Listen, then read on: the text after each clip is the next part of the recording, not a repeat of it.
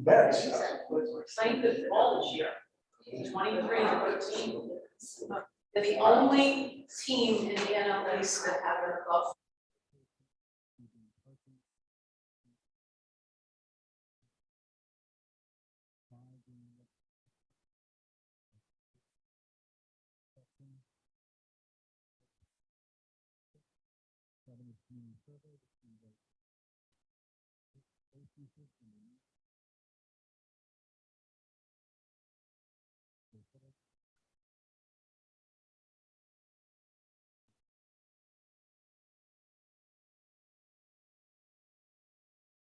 What are you recommending?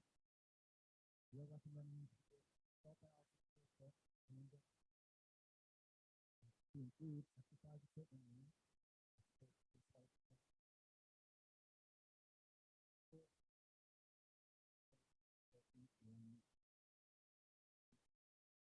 or exercise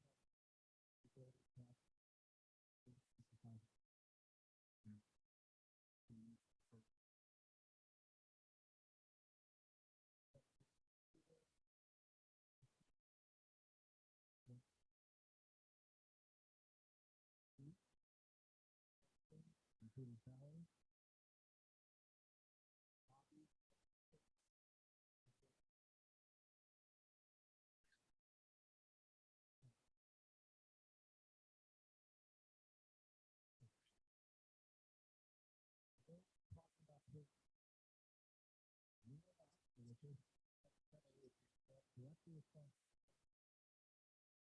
Lower that we see between the that's not good.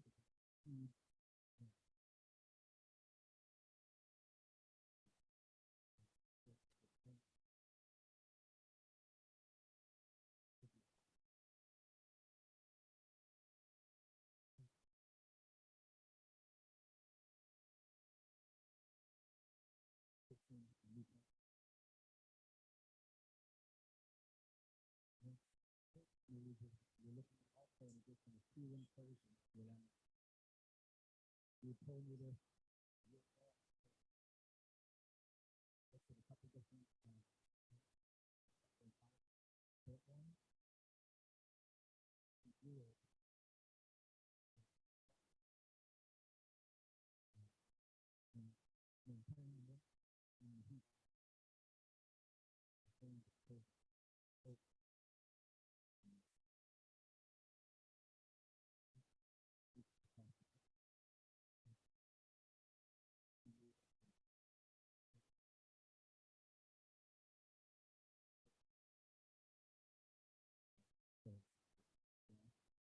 the tool will be expanded to up to 5 outlets.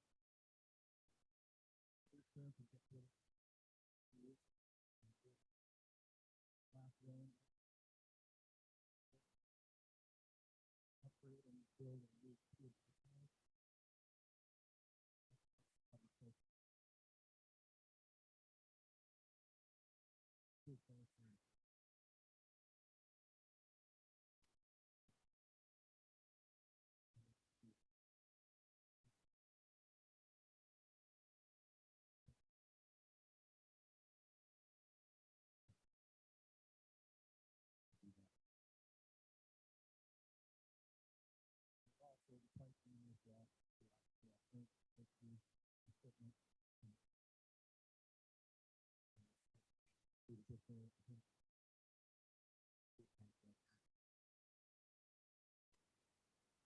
So one of the things you get is you always have some construction costs.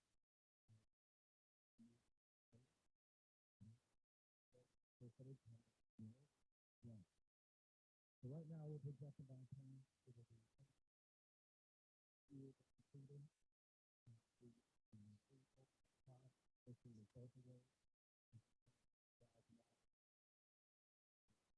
With roughly $100 cost.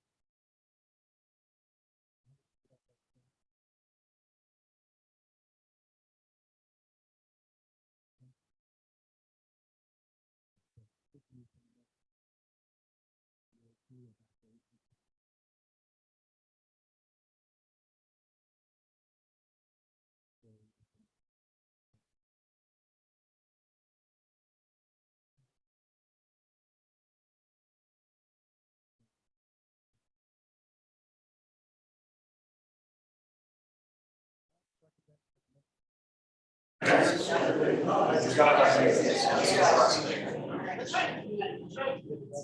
remember watching.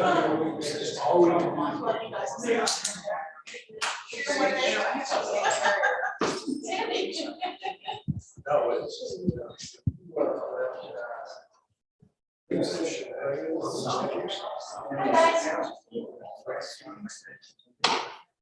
We good? It's 5:59. I'll do it another 30 seconds.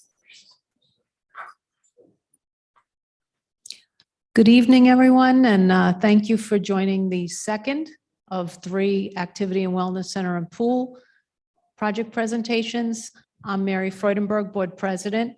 And before I turn it over to Jim, I just wanted to say a couple of quick things. The first is that the Strategic Planning Committee looked back on, well, let me rewind the tape. So how we got here, and Jim will talk about this in more detail in his presentation, but how we arrived at this was the Strategic Planning Committee started taking a close look at all the member surveys going back to 2014 to the most recent one that just went out a couple of months ago. In addition to that, the Facilities Planning Committee sent out a survey to all the members, and we went through and looked at hundreds and hundreds of comments about the wellness center and the pool. And the message was clear. The majority of the community want a enhanced fitness center, a better experience, and just as importantly, a pool that they could utilize more than just a few months out of the year. And hopefully you'll be pleased with the presentation that we're presenting to you this evening. And then the other thing I wanted to mention is that the things that most of us value in Conisty the most don't happen with magic. It takes a village, and this would not be possible without our numerous volunteers. So I'd just like to quickly thank the previous board, my fellow board members, our general manager, and then the volunteers on the Strategic Planning Committee, as well as the Finance Committee, and most importantly, the Facilities Planning Committee. So, and with that, I'll turn. This evening, appreciate it. Hopefully you'll find it educational and give you the information that you may need to help you make a wise choice going forward. Oh, technology. Come on, here we go. Hey, all right. The first presentation, Robert was driving. I said, I think it'd be better if I drive, but maybe not. Anyway, so today, what are we going to talk about? This is a proposal for the Activity and Wellness Center, obviously, and the pool. We're going to take a brief look back. We're going to talk about how we got here. We're going to talk about what the proposal today includes, what we don't know yet and why, the build options currently, which change every day in today's world, financial considerations, our challenge, the details of what's being proposed, the next steps, and then obviously a Q&A at the end of the presentation today.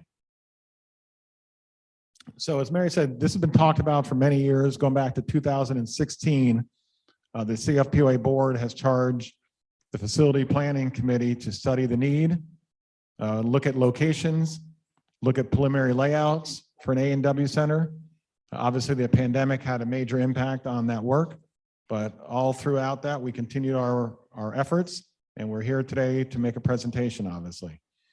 Going back to 2018, this actually became a top 5, a big 5 initiative of the board, and we have been working diligently since 2018 to get to where we are today. So in 2019, the Facility Planning Committee took upon itself to do a survey of the membership, asking their opinions about the current fitness and wellness program and the pool experience. And we had over 800 people respond to that survey, which is a significant amount. Over 50% of the community responded to this survey. And what we found in that survey was that there was significant demand for large, clean space for exercise classes with highly trained instructors, 63% of the respondents. A larger fitness center with supervision and state-of-the-art safe equipment, 64%. A need for a clean, dedicated facility not shared with other activities, 70%. That was one of the highest rated comments or questions. Also, they talked about meeting space, that there weren't enough meeting space, especially for smaller groups. 61% said we need more activity space for functions such as, cards, quilting, art groups, so forth. Also, interestingly, we found that many more members would utilize the A&W facility if more modern equipment was available, and many will no longer travel to Brevard for that experience, over 57%. Roughly, it's about 200 people within Coniston that are actually currently going outside the gates to another fitness center to use based on the fact that they have larger space and better equipment. So, and we have about, pre-pandemic, we had about 200 wellness members as well. So there's about 400 members, give or take, that are all using some type of fitness center, whether it's internally or externally.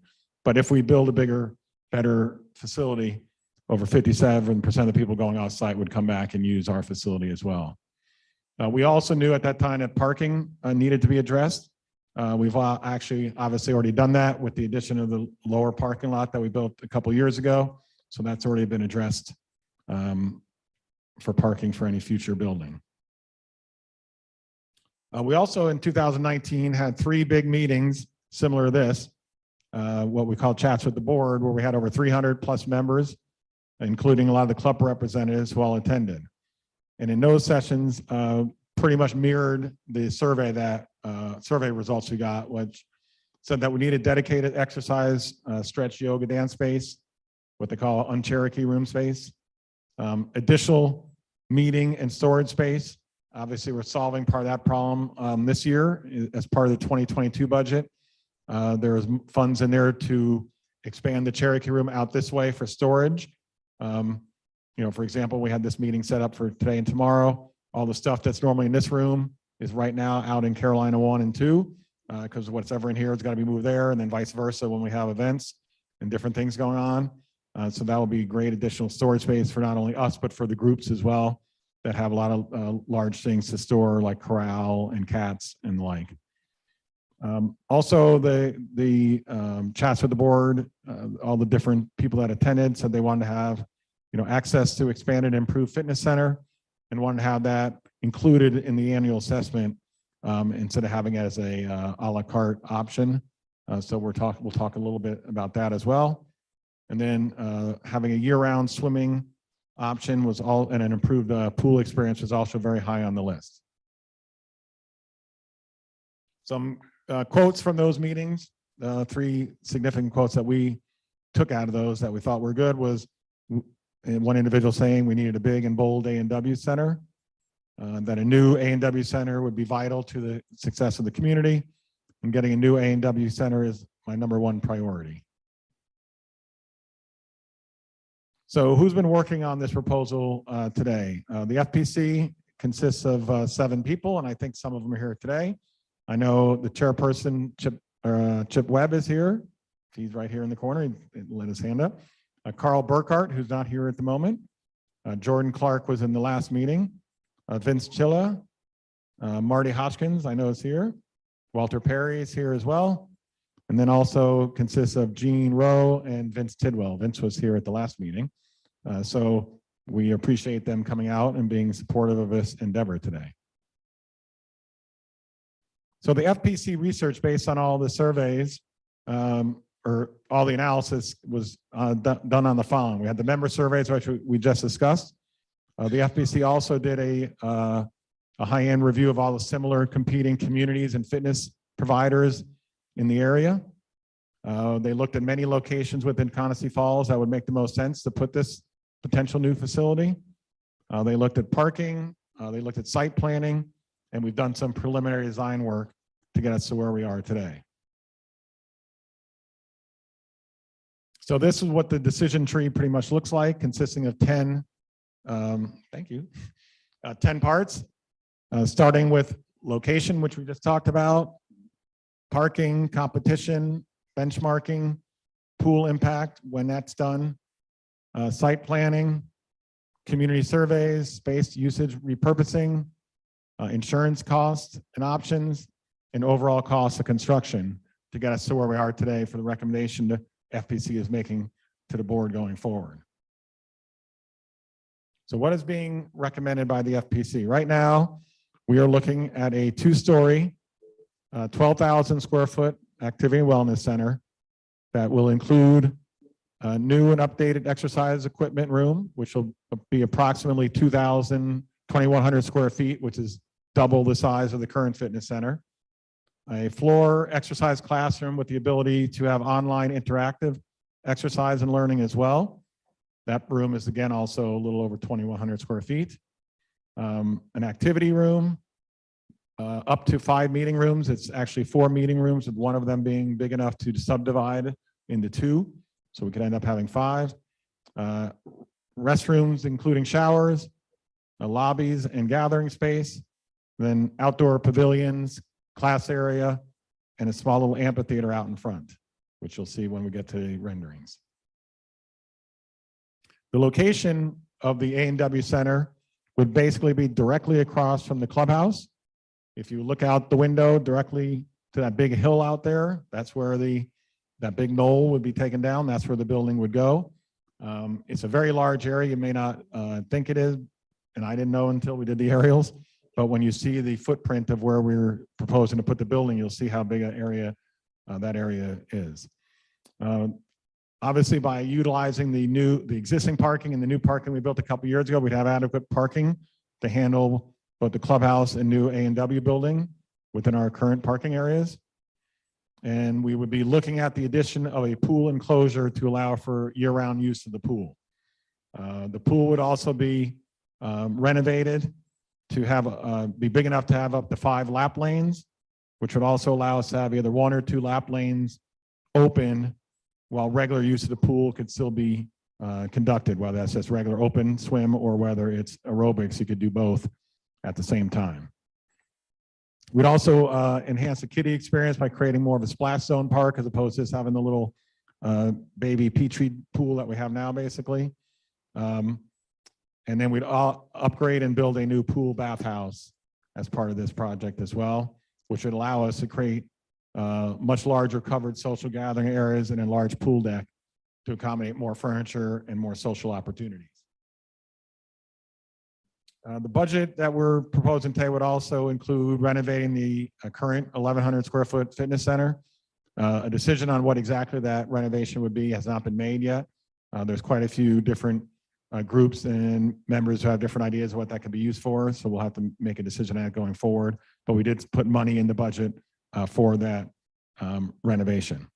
And obviously it would also include furniture, fixtures, and equipment for all the new and renovated spaces, and additional enhanced landscape around the A&W, the pool complex, and the clubhouse. So obviously with a new structure and more square footage, you have more overhead as well, right? So there would obviously be a increase in maintenance, utilities, insurance, and staffing. We're projecting right now that at the completion of both the A&W and the pool enhancement, the operating costs would probably go up roughly about $150,000 a year going forward once everything was completed. That's approximately $100 per door in operational costs. But what we're proposing right now is to help offset that cost at the beginning. We would use some of the amenity funds that we bring in every year to offset those operating costs until we have a good handle on exactly what they are going forward. So we would probably do that for at least 2024 and potentially 2025 until we get a handle on what the overall operating costs will be going forward. We're also recommending that if this was to be approved, that member access to the new A&W Center would be included in the annual assessment. Anyone who's now a member of the wellness plan pays an annual fee. We would eliminate the annual yearly fee, but we would have what we call a small administrative fee. Right now, if you renew each year for the wellness, you sign the release liability form. We would probably have a nominal fee of $50 or something on a yearly basis just to go through the application process each year for your usage of the equipment. And then the classes, we'd still have the option of doing a la carte a monthly or a yearly fee. So like this came up in the first meeting. After the meeting, someone came up and asked me. Right now, she's a full member and she pays $500 a year for the annual membership for the fitness equipment for the family, her and her husband. And she was a little confused. So, and her main thing she goes to are the classes. That's what she really wants to do. So she thought we were going to be on top of that, but we haven't figured out how it costs yet. But if you're paying $500 a year now for unlimited classes, the number might be 200 or 250 or something, but it'll be less than what you're paying now for the same usage if you're going to all the classes. So what don't we know yet and why? So we pretty much bought this initiative as far as possible without incurring significant costs. We've expended some funds to get about 60% construction documents completed up to this point. To complete those fully would be about another $135,000 to get full construction documents where you'd have a package to be able to go out for bid. And we don't want to spend that money unless we think that this has a possibility of continuing to move forward. Once we have that approval, we can spend these funds and we'd have drawings that would allow us to negotiate and determine a firm contract price. Moving forward, we can only come as a result of a member vote to approve the project. Then obviously the wild cards that still exist in the world today are the pandemic, supply chain issues, continuing volatility in the raw material prices and the labor market. So myself and the FPC have been talking to 3 contractors pretty much on a weekly, monthly basis. And our numbers right now are as accurate as they are, a week ago. Whether raw materials go up or down, that number could change obviously on a month-to-month basis. So there's still some unknown wild cards there for sure. So what would be the options that we would have with the information we currently have? Well, obviously the first would be to just build the A&W itself. That would be about $3.9 million to build the Activity and Wellness Center. In this proposal, we are also recommending between the board, management, and the finance committee that it makes sense to borrow some money for this project, even though we have enough cash potentially to pay for it all at once. 2 reasons for that.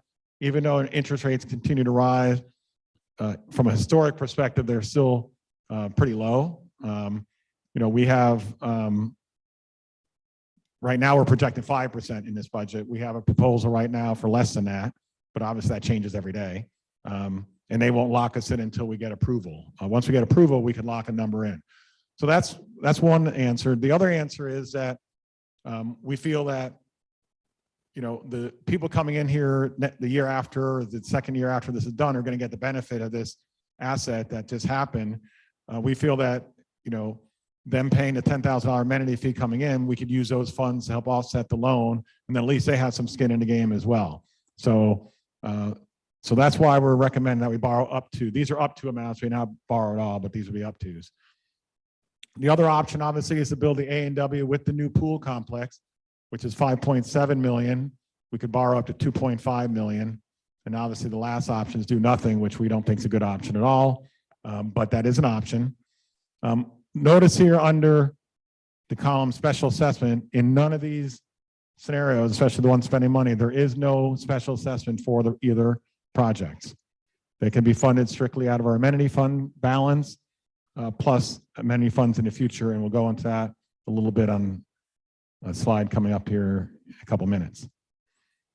Right now, all 3, management, the FPC, and the board all feel the best course of action to this point is to move forward with a A&W and pool complex option that would allow us to do the following. Number 1, it would allow us to balance owner priorities, which is one of our fundamental principles we try to work in every time we talk about things. This plan would be consistent with CFPOA strategic plan, with the new buyer and member surveys that we've done over the last 5 years, and indicating everyone's desire to update and optimal amenities with minimal debt. Currently, we have no debt at all, so even pulling this project online, if you looked at our balance sheet, this would be a minor amount of debt compared to our overall assets within our balance sheet. It obviously would allow us to take care of what we own, which is one of our other operating principles. Obviously updating and upgrading what we already have, reconfiguring the existing clubhouse fitness space for more usages for people and for members access. And then relieve stress on the Cherokee room and other clubhouse scheduling challenges, which we see, on a daily basis. Because we don't have a lot of space where small meetings can occur. So we have times where the Carolina 1 or Carolina 2 or Blue Ridge Lounge are being occupied by groups, which are all sanctioned groups, approved groups, but they might only have 8 people or 12 people or 16 people. This would allow 5 meeting rooms up there where you could have 16 to 24 people, depending on what you're doing in each meeting room all at the same time. Oops, went to double finger. And what would the pool complex do option? Well, the other thing about planning for our future is whether we know it or not or want it or not, there is ongoing community growth. I mean, we don't know exactly what the build out of the community is going to be, but we have a pretty good idea based on CFPOA lots and how many private lots are still available for sale. Realistically, we're probably going to end up at about 1,800 homes within the community. Right now, we're a little over 1,400. So you're adding 400 more homes. I mean, that's almost 30% increase in capacity at build out. So we want to at least start preparing for that additional population. And even with this proposal, even though it seems like a lot of money, it's still a very prudent fiscal management policy. It's very manageable debt, and I'll show you a slide on that soon. We have a strong equity position in the project, and we have plenty of liquidity, maintain reserves and operating cash going forward. And here's the best slide. I know it's hard to see all of it, but concentrate on green, and I'll go through each green item a little bit so we understand what we're doing here. So right now you'll see our beginning balance in our amenity fund for 2022 is, let's just rough it at the $4.5 million. You'll see on line 9, if this project was approved, we could potentially start it in the 4th quarter of this year. And we potentially have outflow cash of $1.2 million. And then in 2023, we'd have $2.7 million going out for construction. And we'd have $500,000 for the pool. And we'd borrow $1 million in 2023 along the way as we're doing those constructions. In 2024, you'll see that we go way down to, but it's still almost 2.2 million. We'd be spending $1.5 million to finish off the A&W. We'd be spending $1.3 million to finish off the pool. We'd also start paying off the loan across those lines. We'd be holding at least $200,000 back every year for other opportunities that we may want to use the amenity fund for, which is about what we've been averaging historically, whether it's a new pavilion at Outagai Park, whether it's something at Organic Gardens, whether it's something, in one of the other lake parks, whatever it may be. So we place carded some money for that. And what you'll see is even though in 2023, we dipped down to this 2.1 or 2.2, let's rough it 2.2. Every year going forward, including the years that we're paying off the loan, the amenity fund continues to go up. And if the end of the project and the payment of the loan, which is a 7-year loan, we'd have $7 million still sitting in the amenity fund to start planning for the next big project that may be out there in our horizon. So again, even spending the $5.7 million to take out a loan, we never go below $2.2 million in our reserve funds going forward. So very, very, I mean, if I had that type of liquidity in my personal account, I would love that. So what is being proposed? And these pictures obviously are not totally to scale. I mean, this is to scale, but obviously we had to shrink it down to show it on the slide. But I'll give you a couple square feet. So one side of the first floor would have the equipment room. Again, 2,100 square feet, approximately double the size of our current fitness center. You'd have your entry and lobby area and a little social area in the lobby. You'd have men's and ladies' locker rooms, each with shower capabilities. And then you would also have your classroom here, which again is a little over 2,100 square feet, which would be dedicated strictly for class usage, for fitness and wellness, not for any other type of activities. So we keep it in a much cleaner environment. This is just a 3D overview of what it would look like, from a roof line looking down into the room. And this next slide I'm going to show you is sort of a walkthrough of the room like you see in real estate nowadays.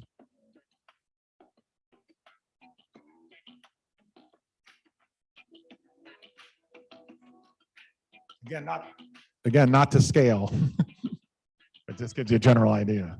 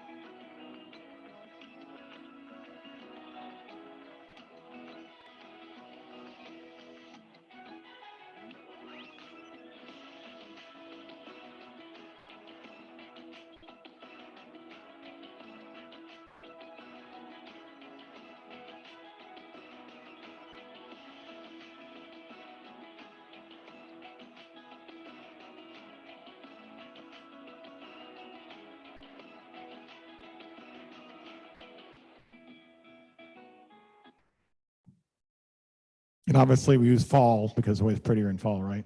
So that's just a walkthrough of what the first floor would look like. On the upper floor, you would basically have activity room, which is basically a multi-purpose room. That would basically be sitting up above the classroom down below.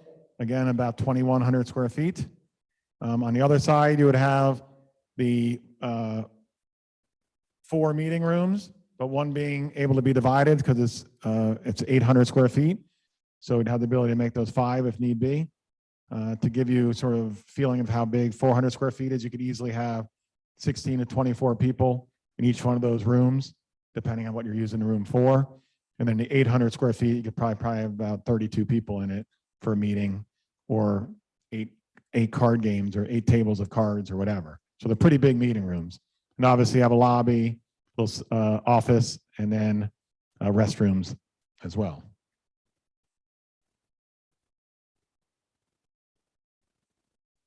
Hold on. There's always something. This is the activity room, just showing one example of what it could be used for. This obviously would be like an educational seminar, similar to what we use the Cherokee room for now. This room could fit up to about 80 to 100 people, again, depending on what you're using it for. So we could have sessions like this in that room, as opposed to having to reconfigure the clubhouse areas for purposes like this. So we talked about the location. This is an aerial to give you sort of a idea of where it would be. So right now we're here in the Cherokee room, obviously. So you basically look directly out these windows, you would see one side of the A&W. That knoll, even though it doesn't look that big, because you pass it every day from the parking lot, you can see how huge it actually really is. This is a 12,000 square foot building with basically a 6,000 square foot footprint on the one floor. And you can see how much space you still have around the building so that you can landscape it very appropriately and nicely. So it's just not a building sticking out on a big piece of ground. You'll see there's a couple social areas as well. You have one on this side, one here, and then there's still area here, flat area that you can do outdoor classes as well. And we'll show you that as we move forward.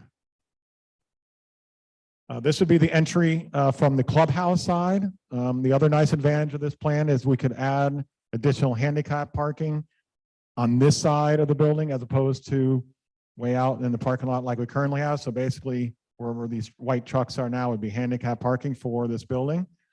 And this entry is pretty much just to the right, really, of where we are here in the Cherokee room.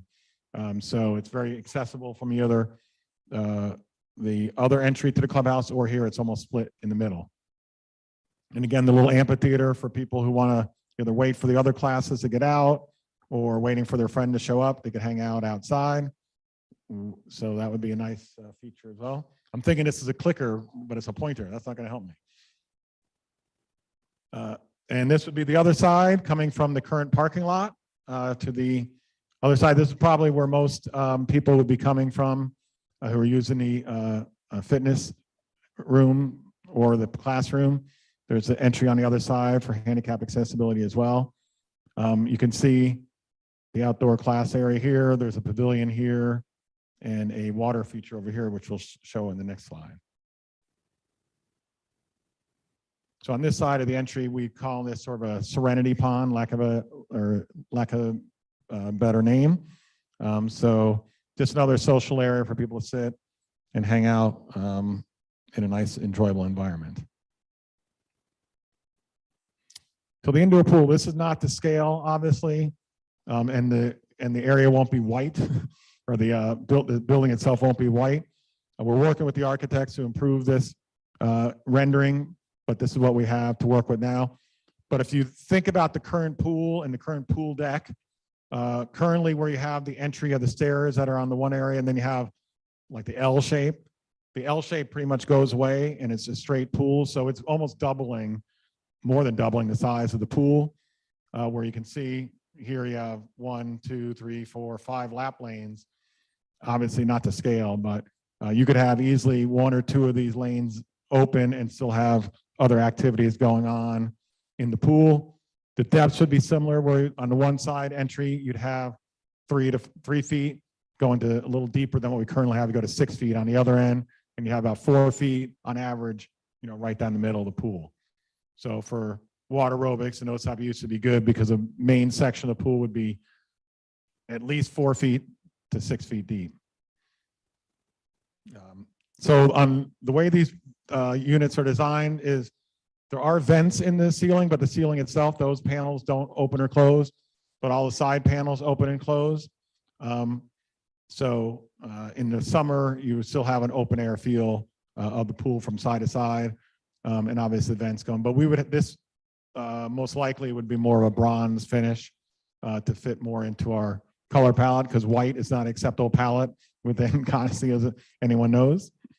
But just want to give you a general feel of what would happen. Then the current pool house would be demolished and be replaced with more social gathering areas, some covered pavilions, similar like we have at Adigai, that we would build on our own. And then the entry would be coming from the current parking lot. The building would be right there by the current parking lot, and you'd walk through the building to get into the pool, and you'd have a bathroom on the left, the bathroom on the right. And then all the pool equipment would be located within that building as well.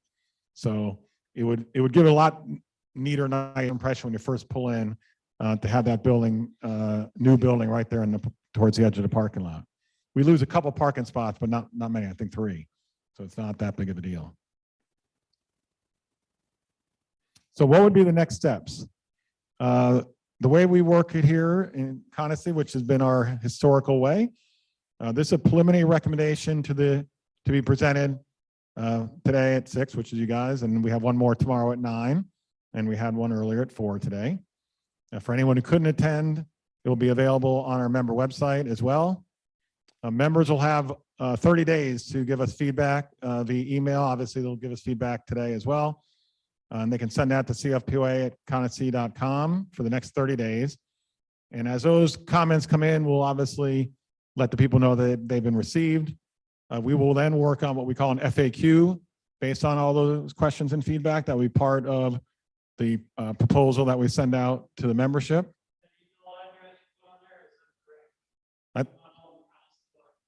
What is it? Oh, sorry, I forgot the falls. I finally got rid of the Comporium and I screwed up again. Anyway, we'll change that on the slide. ConistonFalls.com, and then we'll create the FAQ. A final presentation will be held at 9 a.m. on Wednesday, June 22nd, and we'll make any changes to the presentation based on the feedback if need be. The board would vote on that at that meeting, and if they decide to vote in favor of sending it to the membership, We would send that out the following day, and it'd be in an informational package with the ballot that would be sent electronically to all voting members, similar to what we did on the last budget and other elections we've had. Anyone without an email address on file would be mailed a hard copy package. And of course, any member who would prefer to vote on a paper ballot versus electronically could contact us and request that. We would have up to 15 days to vote, which would bring us to July 8th. The election committee would then certify any votes, and the results would be announced to the community immediately thereafter. So what happens if it got approved? Well, if it got approved, we could go out and start detailing the construction drawings, which have been communicated to us would take approximately 2 months to complete. We could then do some bid packages that we would distribute to up to 3 qualified general contractors. We would award the project based on pricing, ability, and scheduling, because anyone who's went through contractors before doesn't always mean the best price is the best contractor. But if all that was able to happen on a timely manner, we could actually start this project in the 4th quarter of this year, in 2022, and complete it a year later in the 4th quarter of 2023. Once we got through the overall, what I call the main outdoor construction, we're in the interior phase of the A&W, we could start the pool project, which would be the fall of 2023. And we'd have it completed to be open in hopefully the spring, summer of 2024 for the upcoming season of pool use. So with that, that is the presentation. We thank you all for coming. And now we are obviously open to questions, comments. We'd ask you to go up to the microphone if you have those so that the people online streaming can hear the questions. And we will be more than happy to answer them. Good afternoon, Jim. Thank you. My name is Dan Mady. You've mentioned the 2 options, A&E and the pool, or solely the A&E option. Is there a third option being considered for just the pool, since we already have a gym, we have a new exercise space? But I know a lot of people would like the Right. ability to swim for longer periods of time. We did not think the do nothing option or just a pool option was the best option. So we did not consider just doing the pool. Because the feedback we've gotten is pretty equal for A&W and pool, but they're both over, based on the surveys, they're both over 60%. So we feel that there's, if you went just for one or just the other, we feel like you'd probably lose a vote of one part of this one or more part of that one. You probably wouldn't get a successful vote. And I wasn't clear on one thing too about the actual swimming area. Is that going to be expanded, or is that just Right. using the existing structure? No, the pool area will be basically almost double the current footprint. If you were to look at the current pool now at the L, and you were walking in the pool right now down the stairs, you would just do a straight line. That way, that's how much the pool would be expanded. So it gets enlarged quite a bit. Okay. But we pick up the loss of deck space with moving the restroom facility or the changing area to the front of the pool by the parking lot. And my third question was, you mentioned with the existing gym, you're talking about even if this A&E building is built, keep the existing gym? Keep it as renovated to something else for some other usage. It would not be a secondary fitness center. It'd be for use of some other use. Right. And I know you mentioned there were a couple items you were discussing. Well, there's what kind of ideas? I don't want to get into politics, but you have different groups, whether it's a library group, whether it's the art and crafts group, whether it's some other people who think it should be a game room. So there's going to be a competition of some sort to determine what that's going to be. We have not decided it yet, but we put money in the budget to renovate it for whatever we hope it may be. But we haven't made a decision on that yet. Right. Thank you. Appreciate it. Thank you.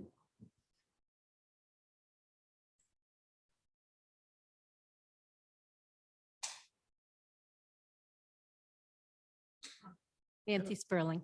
Yeah, Thank you for doing this. This is, you're welcome. I had 2 questions. One is, you didn't mention whether the pool was going to be heated during the winter. Right. So Oh, okay. it's covered. Yeah. So the pool, we're trying to design this based on another unit that's similar up in Highlands County. And yes, the pool would be heated, and they have a radiant heat and fans to help offset the moisture. And what they've been able to tell us, and they're, in a colder environment than we are up there, is that they or keep it open year round with no problem. And between the radiant heat, the sunlight that comes in through the panes of glass itself, you can keep it, 75 to 80 degrees all year long, but no problem. And my second question, I don't know if it would be with the pool or for here, but have you considered using solar energy for, because they have so Yeah, many? so we've looked at both solar and geothermal. Geothermal just, I think, if I remember, Chip, you're gonna have to help me on it. Vince, who's an engineer who did this analysis for us, the return on investment on the geothermal was some ridiculous, like over 20 years, I believe. And solar, there's not enough space to how many solar panels you would ever need to heat it. But interestingly enough, because of this cover, or the, whatever you want to call the greenhouse, lack of a better word, over the pool, there's so much radiant heat you get from the sun, even in the winter. On sunny days, it's nuking in there. I mean, it heats the space up. So between the sun itself and the moist and the heat you're getting from the pool itself, I think, Walter, I think they were saying they keep it like at 72, 73, the room temperature in the building, besides the pool being at close to 80. Great. So, Thank you. yep.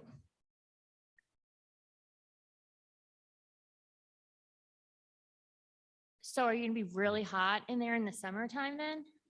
No, all the sides totally open up. So, I mean, unless, I guess if you have a 90-degree day, heat, direct, perfect sun at the right time, it might get a little warmer than it would normally be. Okay. But it's also like, I think 22 feet tall.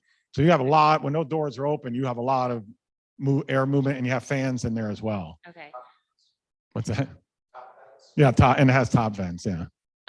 And any options of doing a saltwater pool versus chlorine? Yeah, so we talked about with the pool contract, salt water, and it's great for residential. Some commercial do it, especially some higher end resorts, because they use it as a marketing tool. But from a pure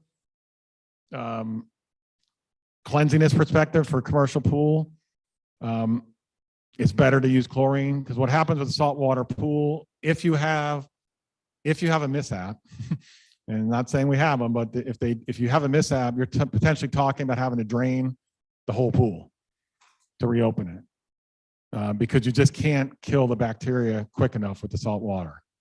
So that being said, we've had accidents before, and even though, it's the chlorine kills it quicker.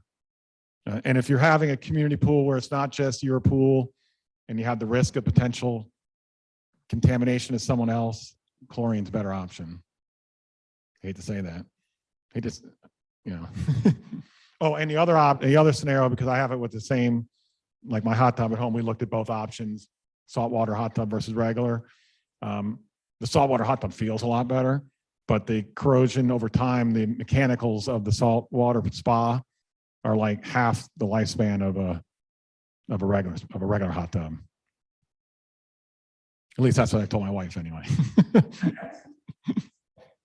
Or that's what I had the salesperson say. But the good question, yeah. Any other question? Oh, of course, AJ. Yes, I can count on you for everything. Thank you. So I know that it's been a really difficult couple of years for people. Mhm. And personally, I understand that, the wellness center is being encouraged by 60% of the population, the pool as well. But now we're looking at 2 years of construction here. Right. And we haven't even gotten back to the lives we expected pre-COVID. We don't have the clubhouse functions we've had, Right. so all of a sudden we're looking at more trucks again, more noise, disruptions to parking. That concerns me because it's already been a very stressful couple of years for the population, and a lot of the population's not here Right. to experience this. So I don't know if there's a way to minimize these impacts once they do start, but the noise pollution has already gotten to be a point with the new construction. Right. Yep. That concerns me. Yep. And I haven't seen any numbers that show the operating costs of this new swimming pool. Well, we saw the one slide, we at build out for both A&W pool, we think the cost will be about $150,000 more per year from an operating expense, which That's a big chunk of money. which is about $100 a door, yeah. So we have a population, probably, I don't know, the number of people who use the pool or the people who are anticipated at using the pool. We pay for amenities such as the organic garden. $100 a year to have a 4 by 15-foot garden plot. But nobody pays to use the pool. So why are some amenities considered payable and others not? Right. So that's a good question. I mean, we had the same scenario, dog park, organic gardens. So I. Most of those funds within, $50,000 to Right. keep the pool open year round now. And nobody has to pay any more, not the people who use it. Well, everybody Right. has to pay more, not just the people. that Yep, use no, it. correct. Yet there's other amenities that people have to pay for, which seems a little inequitable. Right. So just. no, I hear what you're saying. Yeah, the only thing I not argue, but say on that is that if we got to a point that we were going to say, why is everyone paying for, there's maybe the clubhouse, but even that it's surprising to people. I'm going even pre-COVID. Statistically, we know that, there's a high percent, over 30-something% of the community that never stepped foot in the clubhouse. We know there's whatever it is, 50%, 40% that never touch a golf course. We know there's 70% that don't play tennis. So if you get into a scenario, like I say, of people paying for each one, I don't think that's not to slight, but the question of the equitability of why some things have a fee and some don't, that's a fair, logical question. You know what I mean? And how should those be distributed? Because ultimately, if you're not collecting, it's distributed, like you say, to everybody, right? Oh, from the construction standpoint, yes, we understand that that's an impact. We have to try to minimize that. We do try to minimize. We try to, and again, I'm not saying it's a good number, but we try to minimize the construction of homes to no more than 25 year. We won't oversell lots to a point where we're selling 60 lots a year because we don't want the option of all of a sudden 60 houses being built at the same time. So we understand there is an impact and we try to control that portion if we can. And we can control our part, but what's happening this year especially is we've sold our normal amount, but private lot owners have sold a lot more private lots that have never sold. We've had like 30 private lots sold that normally given year was like 2 or 3, and we can't control that. That's the problem. Hi, Linda Yes. Kane. Yes. I know the last time you did a presentation, and I guess it was 2019. Yeah, right before COVID. Yeah. Yeah, Yeah. and you were looking at indoor pools, and I guess the committee went to a bunch of different places that had indoor pools, and they all had said that they would never do Yeah. that again. Including me. Yep. That all the facilities said no, that there was too much mold, too much energy, and that they would never do an indoor pool again. And I wanted to know what the difference is between this pool and Right. what was Good, projected. that's a good question because like I didn't say that in the this presentation, but the first presentation I said if you would ask me a year ago whether I'd be saying we're looking at enclosing pool, I would have said you're crazy. But just like anything, things change and technology and methodology change, and we discovered this complex up in Highlands that is doing it very efficiently and doing it without having to spend $500,000 for an HVAC system, which is usually the part that scares people because that's how the biggest number of the actual enclosure if you want to keep mold and mildew all that out. But they created a system where they're using radiant heat, electric radiant heat on one side of the walls and fans on the other side of the wall so they can control heat and air movement so you don't get static air just sitting there. So without having to do the total HVAC, they can do that with a reasonable amount and have really, really good controls on those issues that normally occur in an indoor pool setting. And they've been doing it a couple of years now successfully, and it's worked out very, very well.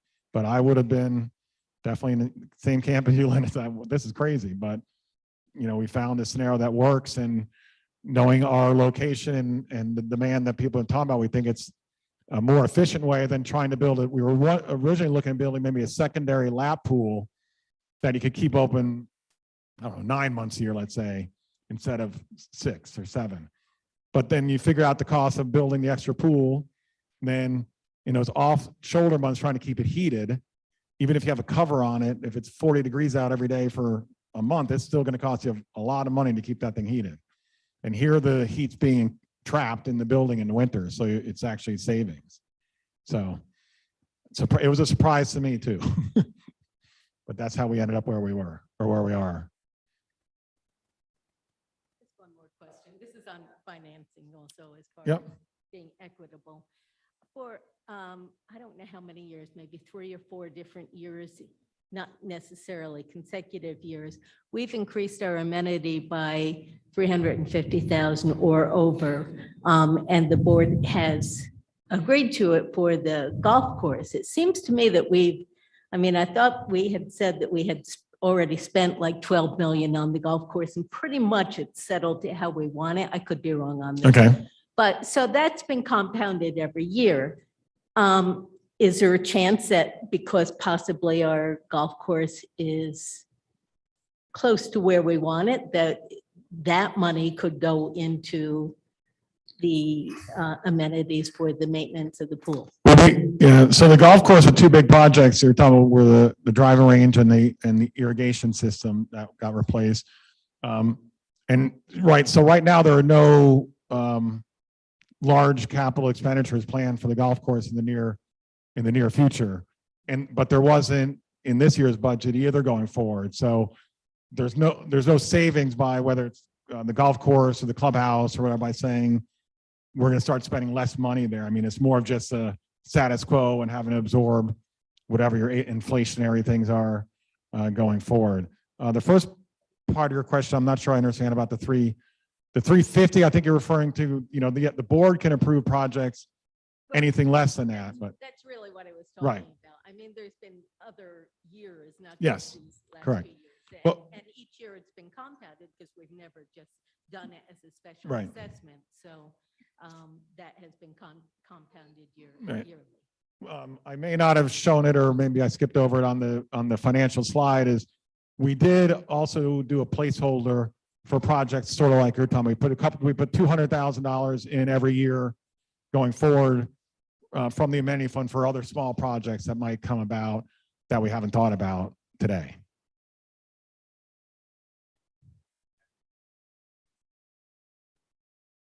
Yes, sir. I think you found that employing enough people just with the expansion, or not the expansion, the renovation of the clubhouse has been very difficult. I know it's coming on the heels of the pandemic.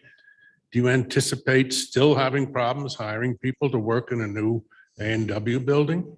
So if you go, hello, there we go. So if you go pre-COVID, we did not have any problems really administering and employing the people that we needed. Like when we did the clubhouse renovation, we opened in 2018, or 2019, we had more than sufficient people to keep everything open.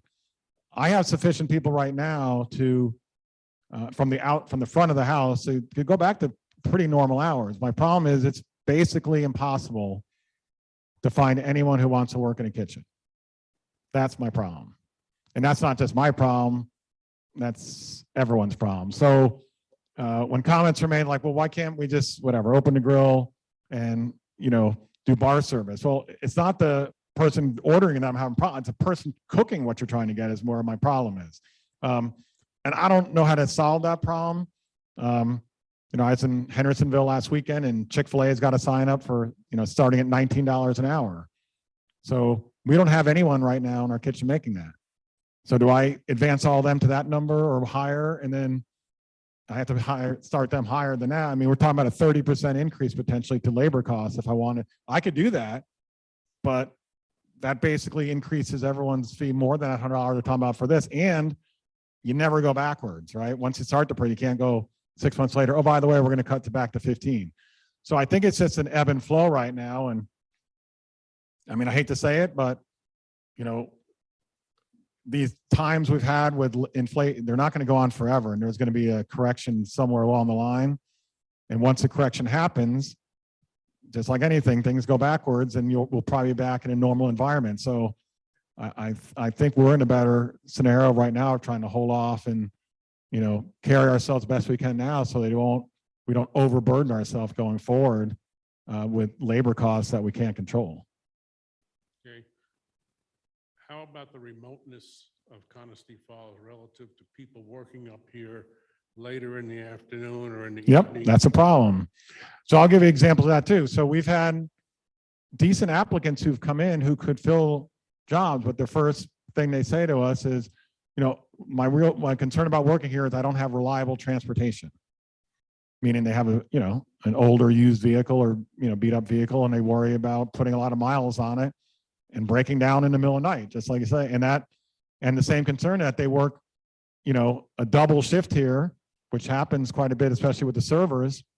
And they put in a 12-hour shift and now they're driving home at night at 10 o'clock at night. And some of them don't feel real comfortable with that. But I can't change that, unfortunately, unless I get the state to put up lights on 276, which I don't think is going to happen. But those challenges are all real, yes. Yep. Thank you.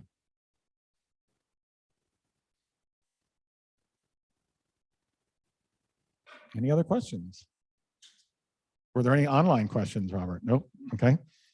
Well, we appreciate you all coming out. Thank you very much. Hopefully this was informative. And we will be communicating the next steps here in the next few weeks. Thank you very much for coming out.